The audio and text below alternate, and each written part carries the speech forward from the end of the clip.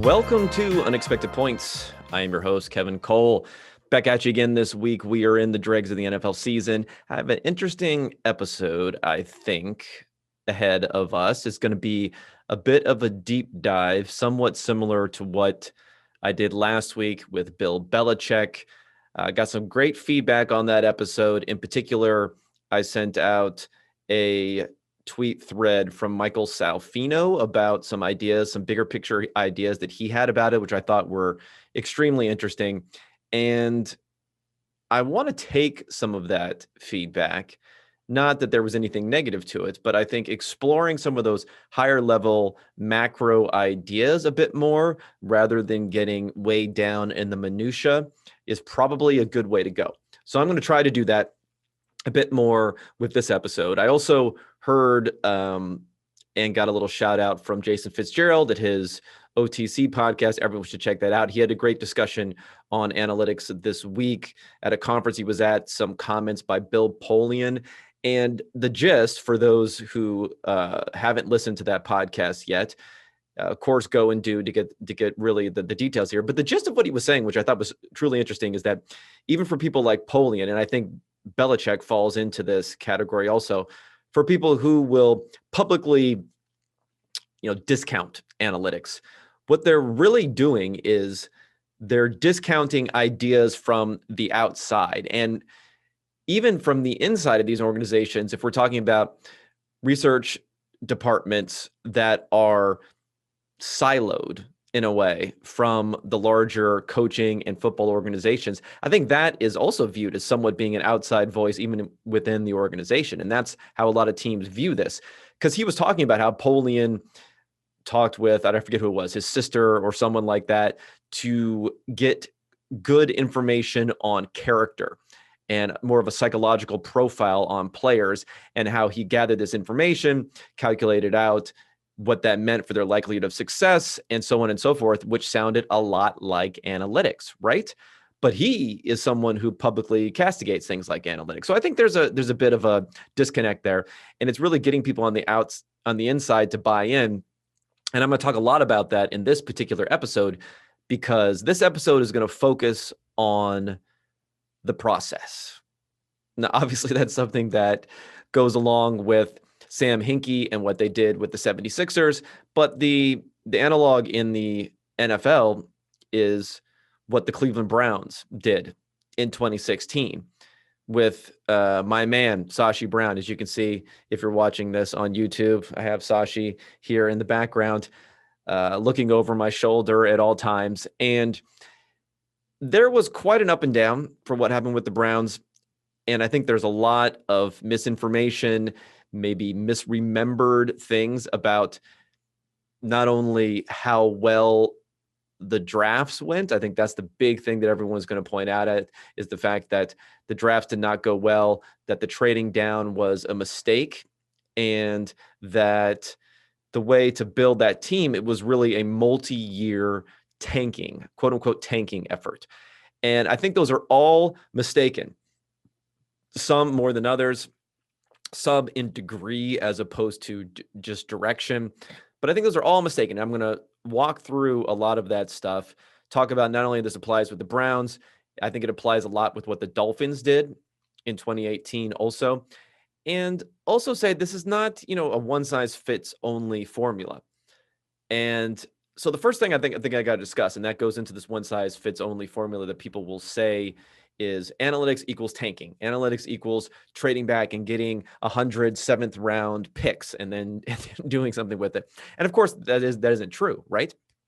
But the thinking sometimes, and one of the straw men that comes into this, is that that's what you do. And I think it really depends on what the situation is. We've seen now a new front office for the Browns. They haven't been trading back when they've had picks. They've been taking players like the left tackle that they took last year when they could. They've been trading up, like they traded up in the second round to get a speedy linebacker who they really wanted. And if you look across other sports, yes, Sam Hinkie and what he did with the Sixers, you can definitely point to that and say that was tanking. But I think it's a very similar situation to where the Browns were going into the season, because it was a team that had been stuck in mediocrity for a very long period of time. And those are the type of teams where you can really rip the Band-Aid off, strip it down to the studs almost, and then build back up.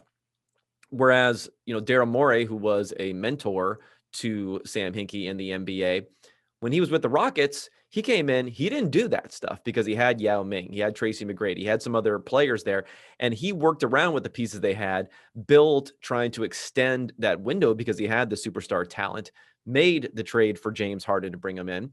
And now, he's doing a similar thing with the Sixers. Now that he's in charge there, ironically, is that he is figuring out how to take their superstar talent to the next level, as opposed to analytics equals tanking. Let's start it all over. Let's blow it all up. Let's do those things. And I think that's a big mistake. The second thing I'll say, I'll go through all the different straw men that you see for analytics. And again, a lot of these apply to the Sixers just as much as to the Browns. The second thing is, tanking is a fraudulent philosophy because anyone can do it. If you want to lose, you can do it. It's not difficult to lose. It's not difficult to strip things down. It's difficult to find great players, but it's not difficult to let a bunch of players go and to have a worse team. And I'll agree, it's not as difficult. But guess what? If you're going to rank order actions that you want to take, what are more valuable actions that you can take as a decision maker or in an organization?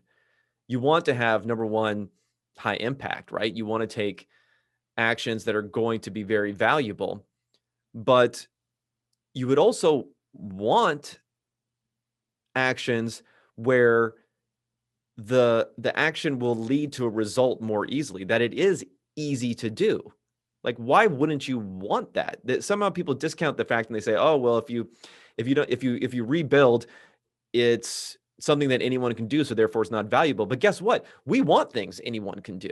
That's how you raise the probability of becoming better, is by doing things that will be successful.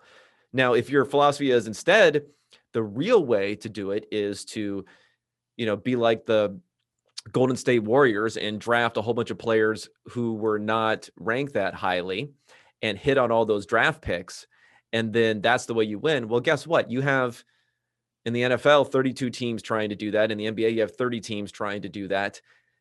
To be better than all of those teams at what they're doing, to just take the normal formula and be better than them, yeah, it's something that's harder to do. It's maybe something that you can respect a little bit more, but guess what? You're really turning over the likelihood of your success to luck, way more to luck than you are to do something that can easily be executed.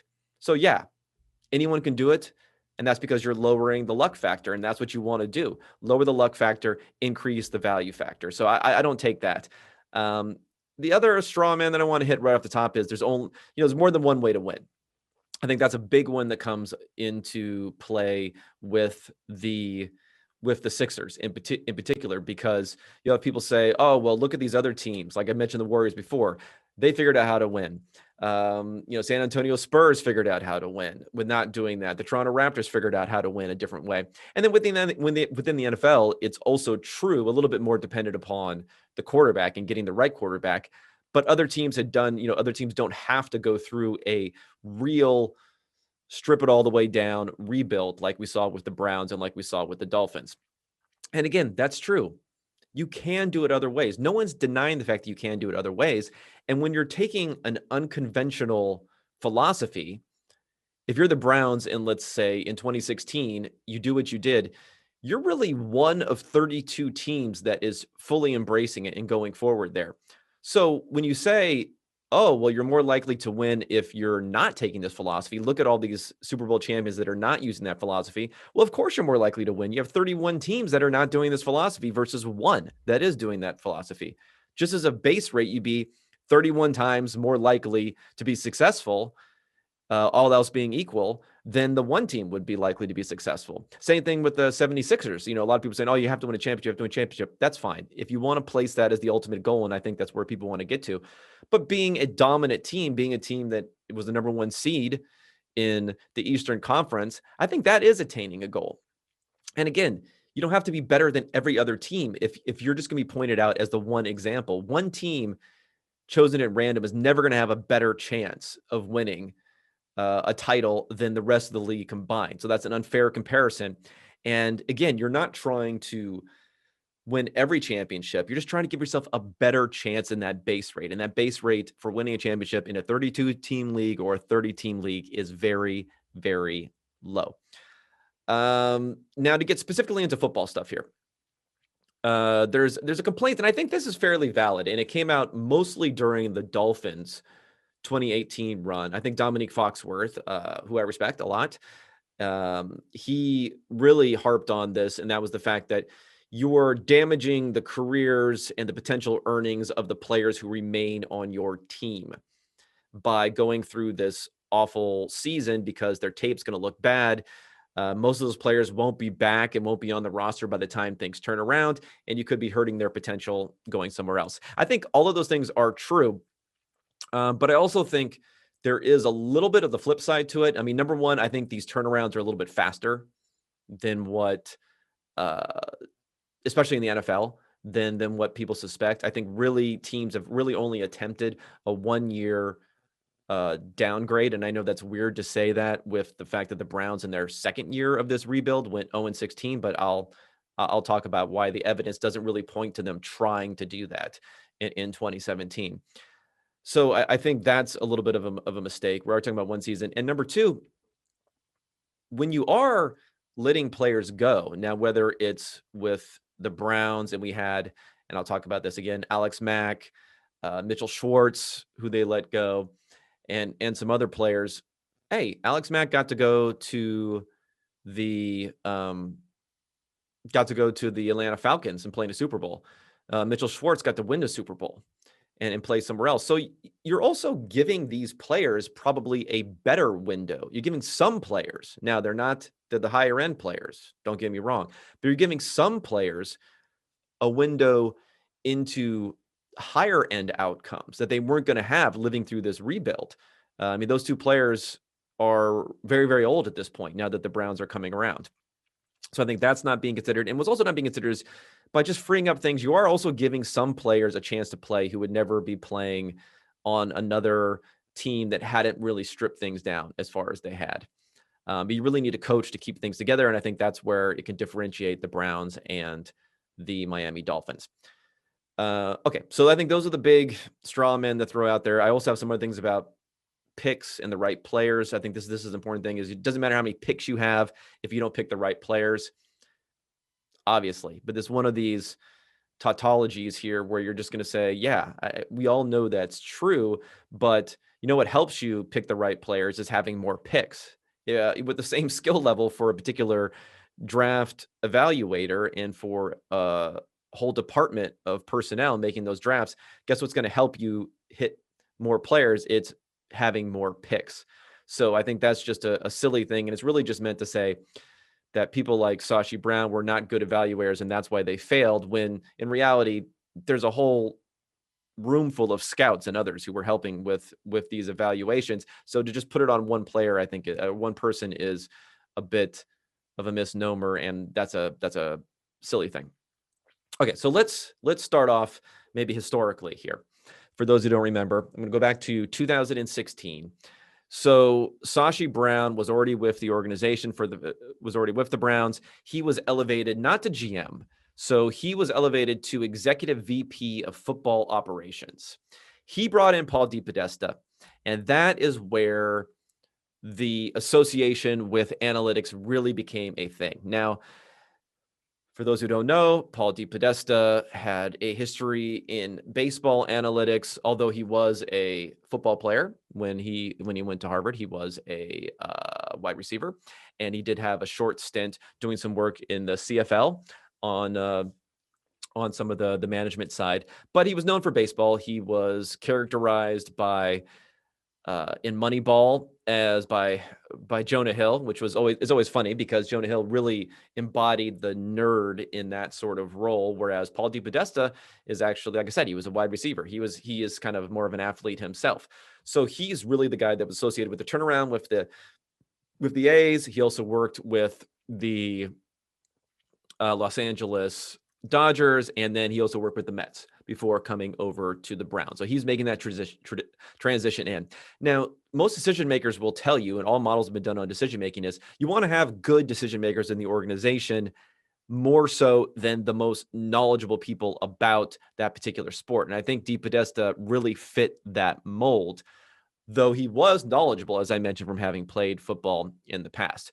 So he's brought in, and also at the same exact time in that 2016 offseason, Andrew Berry was brought in. He is the VP of player personnel. So he was made the top personnel guy, like the top scout, top personnel guy at the Browns. And now, of course, Andrew Berry is the GM, getting a lot of plaudits, which he deserves. But again, Sashi was the one who brought him in, starting to build that organization. Now, the next thing that happened is really probably the most consequential thing that turned at least the chance for the first regime, if you want to call Sashi Brown there, really for his chance for surviving through and for the about face that was taken when Dorsey was brought in and Sashi was fired before the end of the 2017 season.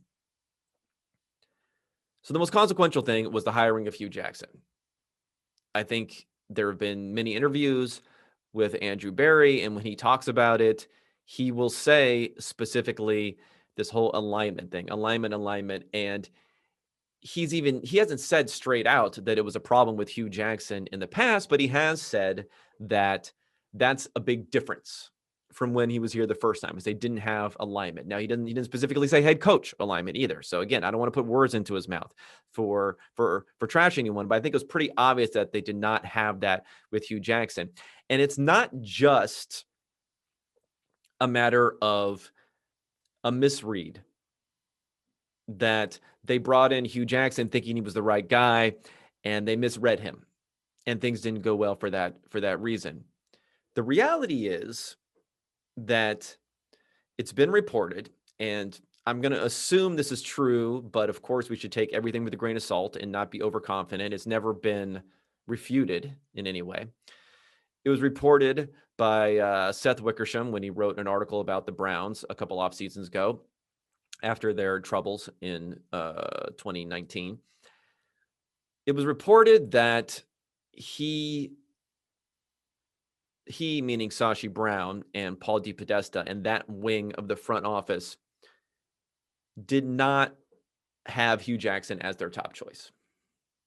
That their top choice was Sean McDermott, who, of course, the next year, not that year, but the next year went to the Buffalo Bills. And I think we can see with the way that he has harnessed the talent there, the way that he has been this kind of steadying presence, which I think is really, really important as part of alignment, and obviously something that Kevin Stefanski embodies now for the Browns.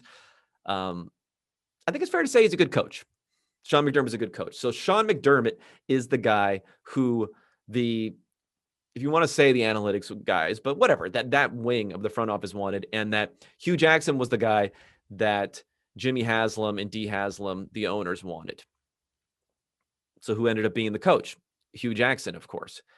It was something they had to work with, but I think it was the first action that eventually became something they couldn't get around, because when you don't have that alignment and it's not really, really strong there, when things start to go poorly, then the fingers come out. The pointing of the fingers come out. And I think that's what we saw more than anything, is that in the owner's ear, Hue Jackson was the one who survived there over Sashi because the fingers came out and he trusted him. They almost made that, which would have been just an incredibly awful trade for AJ McCarron, because of the fact that Hue Jackson couldn't see it through. And what's really interesting about this is that sometimes you can't help but you can't change someone. You can't change an owner. Now, there's a very interesting interview with Paul DePodesta where he was interviewed about discussions that he had with ownership before coming on. What did he talk to them about? And he said, because they asked him, what do you want from ownership? Jimmy and D Haslam asked him, what do you want from an owner? And the analogy that he gave, I thought was really, really perfect for this scenario. And he said, well, I'm not going to tell you what I want, but I'm going to tell you what I don't want. And he didn't want a situation where he uses this analogy of, you take your kids to an amusement park. They want to go on the big roller coaster. They want to go, the scariest thing, the most exciting thing that they can do, because that's going to be like, let's say, maximizing their fun, right? Maximizing their enjoyment. And they're about to get on there. They get on to the last second. They say, you know what? That looks too scary. I'm out of here. I'm going to get off.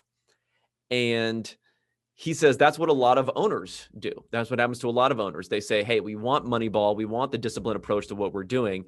But when it comes time to making hard decisions, they say, you know what? I don't want any part of this. So he wanted an owner that was going to get on the roller coaster with them. And I think initially they had that, because beyond the Hue Jackson thing, which is a big mistake, Haslam has said, we're going to give this at least a few years. This is a several-year rebuild. He was saying all the right things. And the one credit that I'll give Haslam is the fact that he never displaced Paul DePodesta. Okay. Paul was always there in his role as a chief, the strategy officer there. He was reporting directly to ownership. So he was never lost in this. And I think that's really the reason they were able to build it back and to get back on track with bringing in Andrew Berry and bringing in Kevin Stefanski. So I'll give him credit there, but he did cut bait on Sashi. He did approve, and they almost make that AJ McCarron trade, which would have been awful. So there were some things that were off there, but I think Paul had it hit perfectly for what you want. Is you don't want someone who's going to jump off. And that kind of goes part to why I think this is a useful exercise to look back.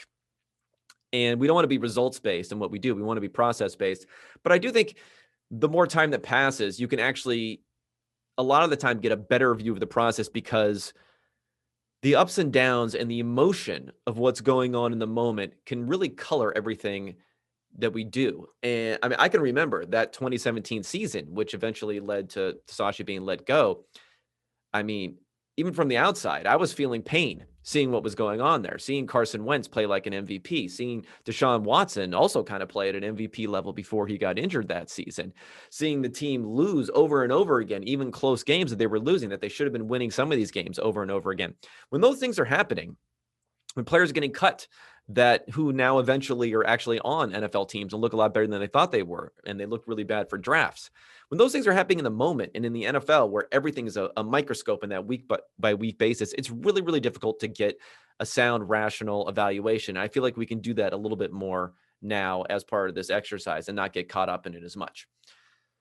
Okay, so the first thing I'm going to detail through is looking at the 2015 roster, because that gives you the starting point for why this rebuild was done the way that it was, which was a massive rebuild in that 2016 offseason.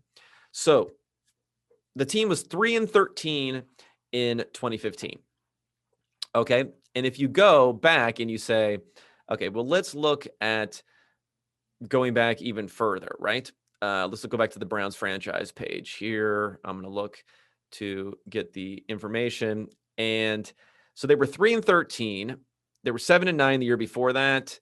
In 2014, they were 4-12. The year before that, 5-11, 4-12, 5-11, 5-11, 4-12, and then going all the way back to 2007, you have 10-6. But then even before that, 4-12, 6-10, 4-12, 5-11. I mean, it's just been misery for the longest time, and that is a perfect situation, honestly, to say we're going to do this huge rebuild. Because you need to snap out of that. There's no incremental really building off of what you have. I mean, look at the roster for 2015 after their 3-13 seasons. This is going into the major rebuild. Josh McCown was the quarterback that year. They had Isaiah Crowell, who the Browns actually retained. He was a restricted free agent tender. They were able to put on him because he was an undrafted free agent initially. So they retained him again, not just letting everyone go. The wide receivers, Andrew Hawkins, Travis Benjamin, Brian Hartline, Duke Johnson was also there as a rookie. Gary Barnidge, remember that one year that Gary Barnidge had where he was really good as the tight end. And then that's just, just awful, right? For skill position. And then we'll start to get into some of the decisions that were made. So I think the most criticized thing when it comes to the Browns is the way that they really strip things down for the rebuild. So the two major players that they let go, and they let these guys go as part of an idea that we're going to sit out of free agency this offseason. We're going to open up cap space. We're going to roll over that cap space going forward, which is important because as you start to get good, if you have more and more rollover money, you can spread that out and not be, out of money when you have to sign players. We're going to roll over that cap space. And in the NFL, you kind of have to pick and choose when you're going to be involved in free agency because you won't get the comp picks, right? If you're involved in free agency, signing players who haven't been released, who are coming off of their contracts at the same time as your guys are leaving, you're going to cancel out a lot of the comp picks. So the plan was 2016, we're going to take it off because we're going to allow players to go. We're going to collect those comp picks to jumpstart the rebuild. And then we're going to come back into free agency right the next year. Okay. This is not a multi-year thing. They did not have the talent to say it's going to take multi-years to peel off these players. This was a ready-made situation for a short, strip it all down rebuild in 1 year. So they let Alex Mack go. He went, supposedly he wasn't going to sign with them anyway. He was not going to sign with the Browns anyhow. He went to the Atlanta Falcons. He ended up a 3rd round comp pick. They let Mitchell Schwartz go. Now, Schwartz ended up going to the Kansas City Chiefs. He supposedly was, he was okay with coming back to the Browns, but they didn't sign him. And you could view that as a mistake. He obviously would have been useful the last few years. But again, we're talking about two players here. Alex Mack, who's 35 years old, who is going to be the starter, I believe, for San Francisco this year. But obviously well past his prime, right in time for when the Browns are establishing this window where they can really win, right? So he hasn't been playing at a high level for a couple of years now. And then Mitchell Schwartz, who is currently without a home. He may come back to Kansas City. We'll see this year. But again, he's 32 years old. So there was more method to this than just letting players go, right? These were players who were a little bit on the older side. And now when the Browns are hitting the thick of their rebuild, they aren't around anymore to be very valuable players. I mean, like I said, Mack is going to start, but he's on the end of his career. So they got a 4th round pick for Mitchell Schwartz. They let go of safety Tayshaun Gibson. They got a 4th round pick for him. And they also let go of Taylor Gabriel. I think they might have gotten a 5th round pick for him. So they got all of those. They got all of those comp picks as part of this. Again, the method was let's stay out of free agency so we can collect all of those comp picks the following year. Then we come to the draft. Okay, so Carson Wentz is the big thing, the big decision. And it's been, talk about a cycle that you can go through. And I don't want to pin too much on where we are in the current cycle of Carson Wentz, which is on the downside, right? I don't want to be overconfident in saying, see, told you so. Carson Wentz wasn't worth it because now, at least according to my projections, he's in the mid-20s as far as how good of a quarterback he was. Because remember, at one point in time, and this is an often quoted thing that happened during the 2017 season when Wentz was playing on that MVP level, although we know looking back that Wentz's MVP level play was highly predicated on converting 3rd downs at an unsustainable rate, which are huge leverage plays, right? Being able to escape pressure and playing that well under pressure, which again, tough things to sustain. And he hasn't been able to sustain that going forward. But regardless, the quote that came out more than anything else was, again, Paul DePodesta, maybe he should stop doing interviews, was talking with on a radio show, and we was talking about this. These comments got distilled to saying Carson Wentz, not a top 20 quarterback, and that was getting thrown at them over and over and over again. But if you listen to the exact wording of the comments, they're actually a lot more subtle and logical than you might think. And I'm going to read you what DePodesta said as part of this interview on the rationale for why they decided to trade out of that Wentz pick. Here's what he said. He said, I think the hardest part, and where you have to stay the most disciplined, as much as you want a player, you can't invent him if he doesn't exist. In any given year, there may be 2 or 3 NFL-ready quarterbacks at the college level. In another year, there literally may be 0. There just may not be anybody in that year who's good enough to be a top 20 quarterback in the NFL. Even though you have a desperate need for one, you have to resist the temptation of taking that guy just because you have a need if you don't believe he's one of those 20 guys at the end of the day. I think that's the hardest part, just maintaining your discipline because you have the need. That's what we did this year. And he goes on to hedge even further in that, saying, we may be wrong. We might be wrong about this. But we have to use the information we have. And that information was largely that he was an FCS quarterback. So he wasn't against that high level competition, that he had been injured and he didn't have a very large sample size. And that those things did not, in their opinion, warrant using this pick in this first year of a rebuild where you're starting from scratch, throwing him a little bit to the wolves, honestly, as a rookie in that situation, as opposed to really letting this rebuild play out and getting that high pick for the following year and reassessing at that point and deciding what to do at quarterback. But if they had the confidence on him as being that top guy, I'm sure they would have been okay on it. What's also interesting in this discussion is that there's a little bit of a interview, I wouldn't say oral history, but an interview, combined with interviews and a discussion by, I believe, is Hue Jackson, but I know maybe some others at the Athletic also who work with the Eagles, talking about what went into that Wentz trade. And I think it's really interesting, first off, that Sashi drove a pretty hard bargain on that. If you look at what they ended up getting out of it, I mean, they only, moved back to 8, it was, I believe.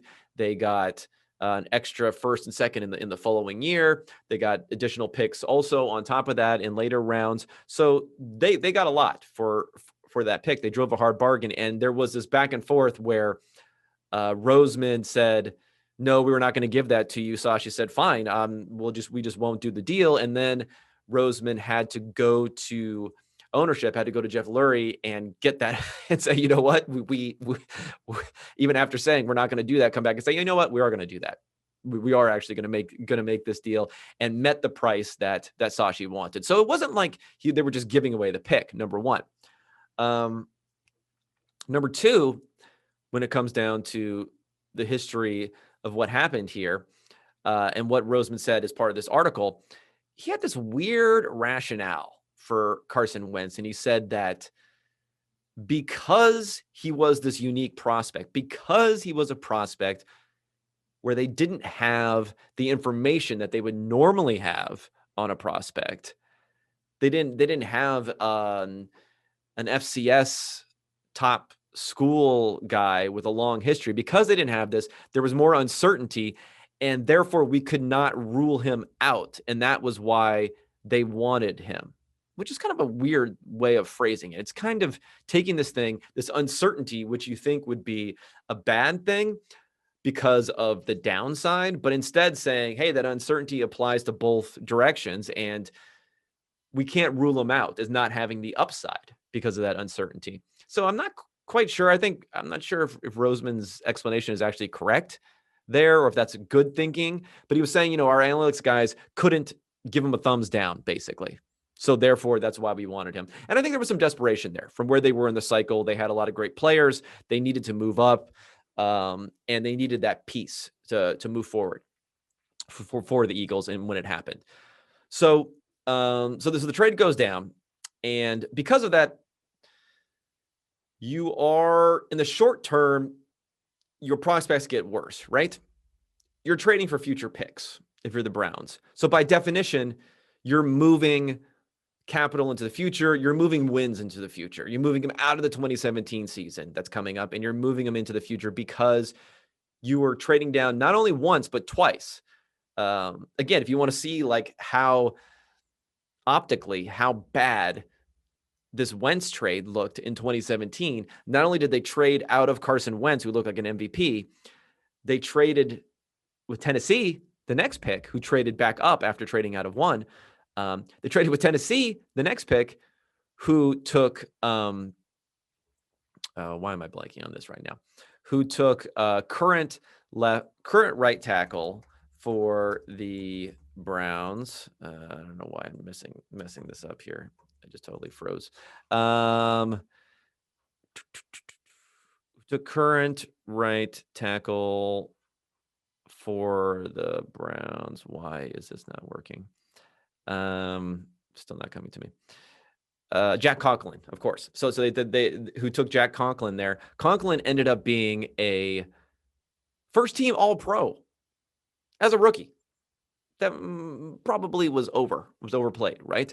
But still, so they traded out of that one too. So they traded out of Wentz, they traded out of Conklin, who was a first-team All-Pro that season in 2017. Now, of course, Conklin's back with the Browns. So interesting how things work out. And then one of the picks that they got in the 2017 draft, and we'll talk about this in more detail going forward, one of the picks they got in the 2017 draft was that number 12 pick, which they traded out of again, which became Deshaun Watson. So it was all as part of this Wentz trade, traded out of Wentz, traded out of first-team All-Pro, Jack Conklin, traded out of superstar rookie before he tore his ACL, Deshaun Watson. Bam, bam, bam. I don't know if you can get worse luck than that as far as who those players ended up becoming, right? At least in the short term. So in the longer term, Wentz doesn't look so hot. Conklin, they were able to sign into a second contract. So the Titans didn't even get a second contract out of him. I don't think no fifth-year option. I don't think either, because of some injury concerns. And now he's helped solidify that offensive line. And, Deshaun Watson, what's going on with him now is really an aside, as far as the sexual assault allegations and that stuff. I don't think that's really, obviously it's not part of the evaluation, but he looks great. He did look great. So then I think you probably could more so say the results are definitively poor as far as that's concerned. But I think what's important is now looking at the 2016 season is they went 1-15. Now, if we're going to go by what the results should have been, let's say. So if we use like Pythagorean wins, which is a formula it's a more accurate way of looking at how good a team was, and it's a better predictor of future performance, and it uses point differential, right? It's roughly dependent. There's other ways to calculate it, I think, which may be a little bit more accurate, but I'm going to use the traditional way, which is points scored squared divided by the sum of points scored squared plus points allowed squared. So the higher the differential there, you're going to have the lower numerator, and you'll have and then you'll have a big denominator with the points allowed based in there. And then that's going to equal out roughly to the fraction of games that you should have won. So your win percentage. So in both 2016 and 2017, which I'll talk about later, in 2016, they were about a 25% as far as their Pythagorean wins. That was their ratio. So they should have won 25% of a season, 4 games. So somewhere between 3 and 4 games, both seasons. So that means in those 2 seasons, they should have won anywhere from 6 to 8 games, you would think. Maybe a bit lower when you factor in some other things, but still, at most 5 to 7 is as bad as you're going to get there. They won 1 game in 2 seasons when they were supposed to win 5, 6, 7, 8 games, according to their point differential. So they got unlucky even versus how they performed. So I think that also feeds into people's perception of how bad those teams were, is that they had 1 win, right? When they should have had many more wins. Now, as to whether that is a coach factor, and I think it's convenient to say, well, Kevin Stefanski, they did very well this last year, even though their point differential was not so hot.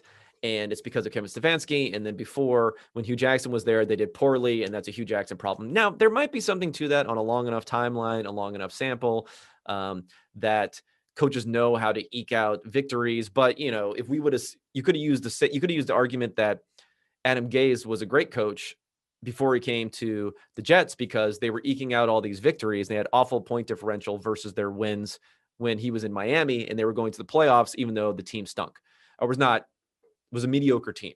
They were winning way more games than they should have. So it doesn't always work that way. So I don't want to pin this all on Hue Jackson. It's probably a healthy portion of bad luck with maybe some coaching underperformance there, right? Because if you look at after this 2016 season, where they said, again, they should have won 3 or 4 games, but they only won 1. Going into the 2017 offseason, and I think this is the biggest mistake that people make looking at this Browns team, because they see the 0-16 in the 2017 season, and they say, in their minds, they say, that means they were tanking. They're still tanking, right? They weren't trying hard enough then. They weren't trying to win then. Yeah, they could have had Alex Mack. They could have had Mitchell Schwartz. Well, not Alex Mack, because he probably wasn't going to re-sign. But anyway, in some people's heads, if they really made him a Godfather offer, they could have had him. So I agree with that. But there's really not evidence that they were tanking going into this 2017 season, or that they wanted anything like an 0-16 season, or that they were aiming to go get the number 1 pick in order to be able to draft a quarterback in the 2018 draft. If you look at what they did, the first move that they did to get better was before the 2016 season was even over. They traded for Jamie Collins from the Patriots. Move didn't work out, clearly, but even Collins went back to the Patriots and did play well. So again, after that, so maybe it's more of a coaching thing than it is a player personnel thing. But they traded what was going to be their 3rd round comp pick for Alex Mack. They traded that for Collins. They signed Collins to a good contract. So again, they were trying to bring in talent in preparation for the 2017 offseason to be able to make the pitch to free agents that you need to, we're trying to win now. Let's not focus too much on what's going on with the bad season and the talk of tanking and all that sort of stuff. So they brought in Collins. And then in free agency that year, they made a few signings, which really point to the fact that, again, they were trying to win in 2017, despite the results. They signed J.C. Tretter, who they still have there at center, who's been excellent. Remember, they lost Alex Mack. I agree. Great player. J.C. Tretter there. After, not 2016, but 2017. He's been there ever since. Excellent player. Great signing for them. They signed Kevin Zeitler, who was one of the top guards in the NFL, and he came over from Cincinnati. He had a relationship with Hue Jackson, so I think that helped. But again, big money there. They signed Kevin Zeitler.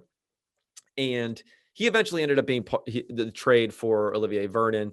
Whether that was good or not, I don't know. It's kind of a wash. But the thing with Zeitler, which is interesting, and I think it's a good, maybe an analytics type of move, is that guards, when you have this cap space, guards are maybe one of the positions you can find in free agency sometimes, at least the top end talent, because the offensive line, their franchise tags are all the same. So you're going to want to franchise tag a tackle, but you're not necessarily going to want to franchise tag the lower interior linemen. And that's why we see top players like you've seen Joe Thuney and others who've been able to leave. They signed Kenny Britt. Now, that was a bust. Signing I liked at the time. But if you think about the alternative at that point in time was Terrell Pryor. Now, Terrell Pryor had this breakout 2016 season. He had 1,000 yards. He was obviously the converted quarterback. He was offered the same deal that Kenny Britt got. He turned it down. He wanted more money. The Browns took some heat. Sashi Brown took some heat for not bringing back one of their good players in Terrell Pryor, but then the market really wasn't there for him, and he ended up signing a 1-year deal with at the time, Washington Redskins, and didn't really do anything. So again, Britt didn't end up working out that well, and again, it was a kind of big stain on the Browns. Combined with in the NFL draft the year before, and I think the Corey Coleman pick, really, those two things really played into this, this being a bust and a bad draft or bad evaluator in Sashi Brown.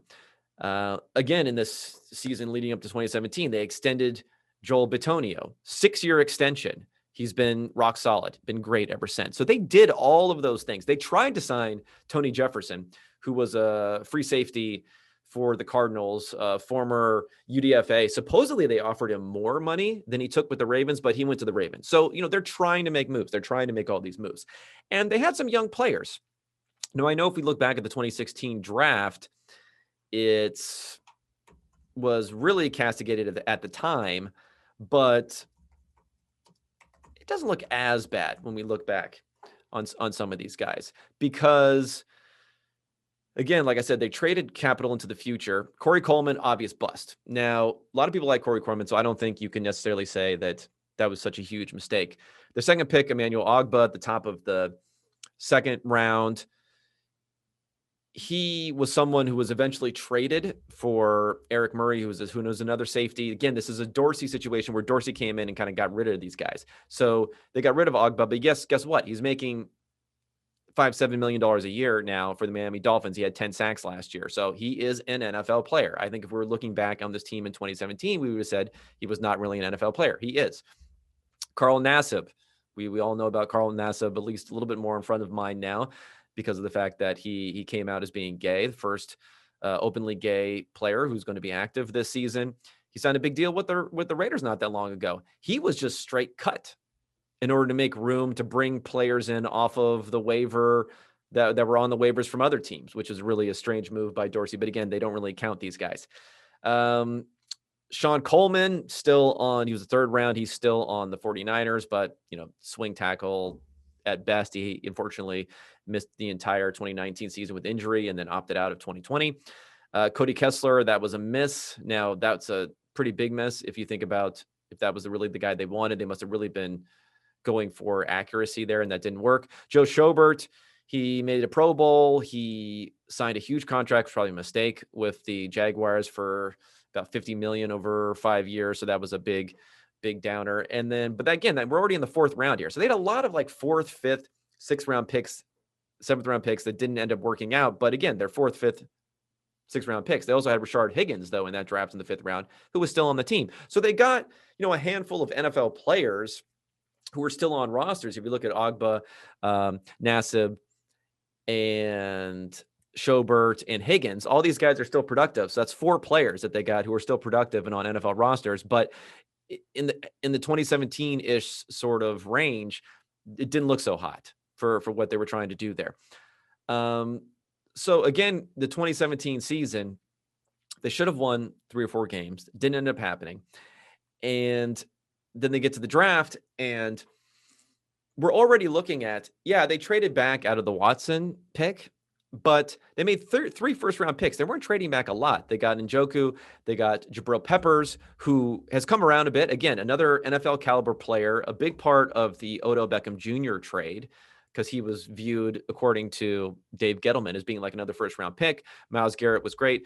But I think what's interesting about Garrett, I remember going into that offseason, the very beginning of the offseason, I was wondering whether or not Garrett should have been the number 1 pick. Now, it was kind of a galaxy brain sort of thing at the time, but I was thinking, should you ever take anyone at number 1 overall other than a quarterback? Now, it's weird to think that that was the no-brainer pick in a draft that had Patrick Mahomes and Deshaun Watson in it.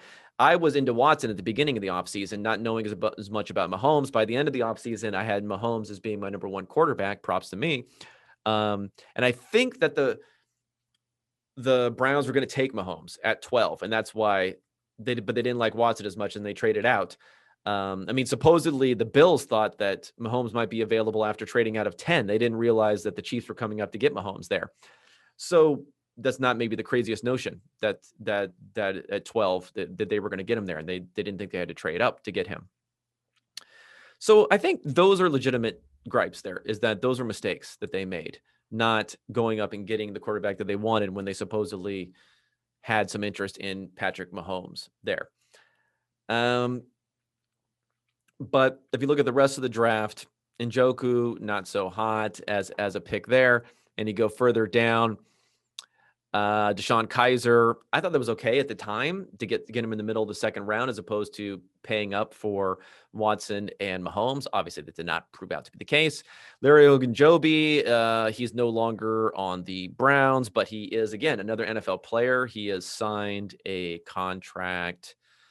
I'm not sure where he's at, honestly, but I think he's on a 1-year deal right now.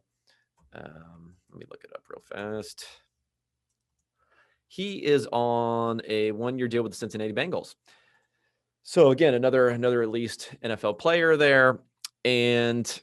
But again, misses. They're not getting these late round picks to hit. Howard Wilson, Roderick Johnson, Caleb Brantley, Zane Gonzalez, who was actually probably one of the best kicking prospects coming in. Didn't work out, but he at least made 50-yard kicks as opposed to other kickers who ended up going a second round for the Tampa Bay Buccaneers.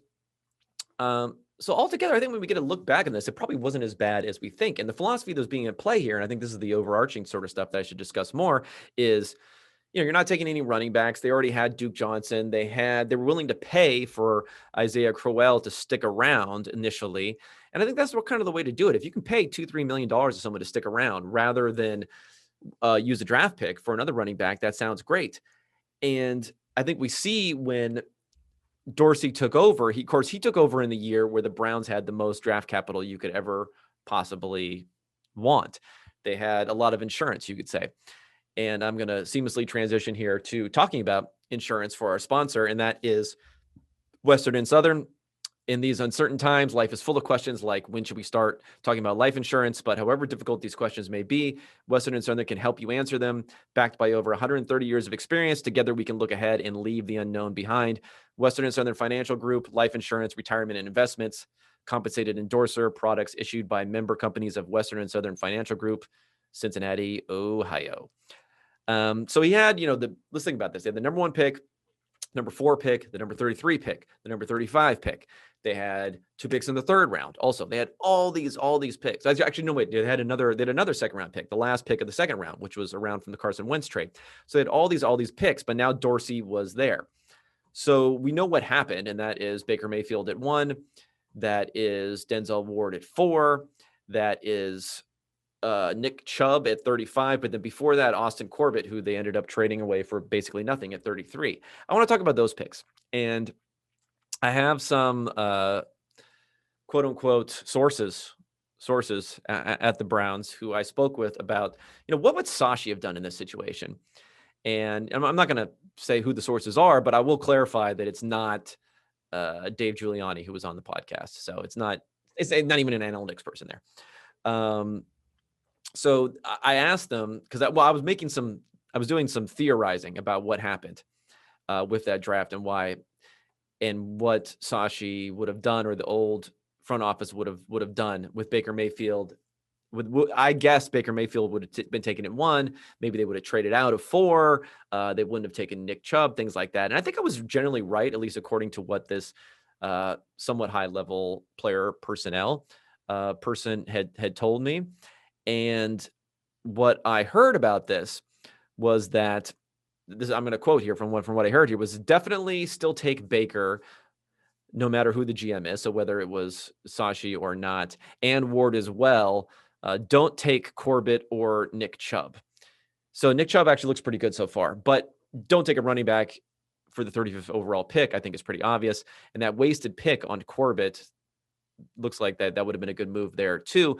Although when it comes to Ward, the clarification that I got there was that, Sashi definitely doesn't take him at 4, probably trades out, but this person thinks that no one else was going to take Ward that high up. There was no reason really to take him that high. If they would have moved back into somewhere between 5 and 10, they still could have got him there pretty easily. So that's kind of the way that they think it would have played out, was Baker, still get Ward, get an extra pick. And then the 2nd round, you're going elsewhere. You're not going to Corbett. You're not at guard. You're not who I think they're going to use him to replace JC Tretter, and that would have been a mistake. Tretter was great at center. And then not going Nick Chubb. So they would have lost out on Chubb there. Right. So that all plays into what would have happened there. So it would have been fairly similar. Now, to go even further in the future, and I don't want to get too much into the details here, would they have traded for Odell Beckham Jr., all those things? We don't really know. But I think they would have been in very similar circumstances where they are here. And I think the key when you're looking at whether it's the Browns or the Sixers, who I mentioned before, is by accumulating all of these picks, there can be mistakes, right? Again, you're kind of dummy proofing this thing. So even though Dorsey traded away the 3rd round pick for Tyrod Taylor to come in, he had this huge signing of different players. He had the huge picks for Corbett. The Nick Chubb thing ended up working out, I would say, but still at the beginning of the second round, not exactly the best value here. Didn't trade back for Ward, even though he probably could have traded back and still gotten Ward. Even though all these things happened, it still worked out okay, right? Wasted a third round pick on Chad Thomas because he went to Miami, and Alonzo Highsmith, one of his deputies, went to Miami. It seemed like that was the connection there.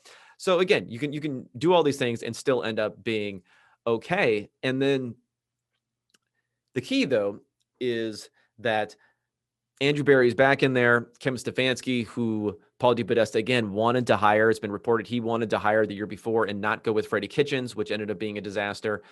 So they were right there. So if you get the macro perspective here, I think there's a lot more that was right than wrong.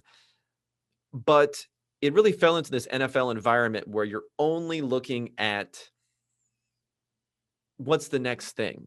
What have you done for me lately? What's going on this week? And that's what hit them in 2017 so hard, losing those games. And that's what ended up causing Sashi to be fired. But I do think it's fair to say, what are the potential mistakes? So trading back for Wentz or Watson, was there a miscalculation of the value of the quarterback? Potentially. But I don't give any credence to arguments about if you get the right quarterback, it doesn't matter how much you paid for him. I've heard that before. I mean, that's just stupid, right? That makes absolutely no sense. If you have the right lottery ticket, it doesn't matter how much you paid for it. I mean, of course, it doesn't matter if you paid, if you got 1,000 lottery tickets, if you knew one of those was going to win you $1 million. Yeah, great. But you don't know that. So there's no if in this circumstance. It's like, it's not a realistic scenario. And it does matter, right? Like, even if you were trading up for Trevor Lawrence this year, let's say, one of the greatest prospects you could possibly have, I mean, there is a point where you're not willing to pay, right? Now, maybe not within the context of the NFL where you can only trade away 3 first-round picks into the future. So maybe you'd be willing to do that. But let's say you could trade more than that. Let's say you could trade 5 first-round picks. I mean, are you going to trade, or you trade every pick in your draft, right? So you say, oh, I'm going to trade every single pick from my 2021 draft, every single pick from my 2022 draft, and every single pick from my 2023 draft. Is that too much? And there is a certain point that every single person, even the people who say you can't pay too much, there is some point that those people are going to look and say, yeah, I'm not going to pay that. So that's your starting point. That's your analysis. That's actually doing some thinking and doing some value analysis, not saying you can never pay too much for the starting quarterback. Because if that was the case, you would have teams giving away everything and quarterbacks would be going 1 through 10 every single draft to just go for any possible quarterback that you can have. No, number 2 potential mistake was not having a credible veteran quarterback in 2017 and taking the 0-16. Now, I think there's some credence to that because that's what the Dolphins had, the credible veteran quarterback, when they brought in Ryan Fitzpatrick, right? And he kept them out of getting Joe Burrow, though, right? Even though they were supposed to be the tanking team, they did not get Joe Burrow. He kept them way out, obviously, of being in contention of getting Trevor Lawrence, as they did extremely well last season, mostly because of him, but also because of Tua. But yeah, I mean, I think you could look back and you can say that. But they did have a second-round quarterback who they drafted in DeShone Kizer. I think they wanted to get some reps to.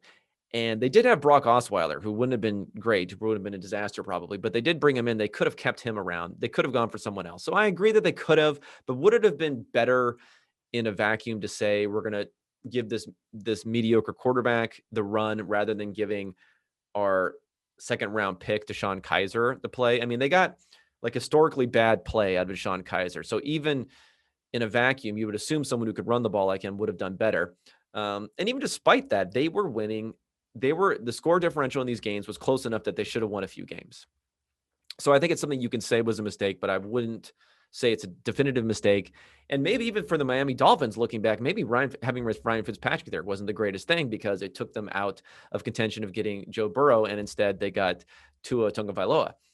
And they supposedly were interested in Joe Burrow. So it could go either way on that, but I don't think it's a fatal blow. But I wouldn't have been against bringing in more of a veteran to really compete in 2017 since they were already pushing chips in there in free agency. And lastly, I mentioned taking a quarterback at 1 rather than Myles Garrett. That's really the thing that I want to think about going forward, because especially with the money that you're going to have to pay Garrett going forward, it is interesting to think whether you should always be looking for that quarterback or always looking for maybe a lighter trade back where they could have gotten someone like Patrick Mahomes going. And that's a really interesting thing, but I don't think you can, but that was such a slam dunk pick that sometimes you lean towards what the establishment is doing and you can't be worried about that. So to wrap up here, we're processing the Browns process. I think we can see that, yeah, they did what you may think is the easy thing, but if it's so easy, or some people may think is the easy thing, but if it's so easy, why are more teams doing it, right? But they gave themselves plenty of capital to make mistakes and still be successful, just like the Sixers have done, just like the Dolphins have done. They haven't done everything right with their picks, but we're seeing 3 franchises, at least in this case, who really leaned in to the hard reset and rebuild, and they're all seeing success now. They may not all have Super Bowls. You may be able to still point to other teams that are going to do better. But again, it's a limited sample of teams doing this who are all having success now. And you could say the Jaguars even did something similar, right? Where they did a little bit of a rebuild, and now they have Trevor Lawrence coming in, and we'll see how they do going forward. But the key here is NFL rebuilds, short time period, and we need to have patience and not jump all over everything from the beginning. And I know, like I said, my man Sashi here looking back at me, he's now with the Wizards and working there. So much success to him, and much success to Andrew Berry and the rest of the crew over there. They are our Browns, and I'm hoping that they will continue to do well in the future. Got any more questions for me? Go ahead, shoot me an email, kevin.cole@pff.com. I got a few emails based upon giving it out last week, and I appreciate all of those. Otherwise, I'll be talking at you again next week.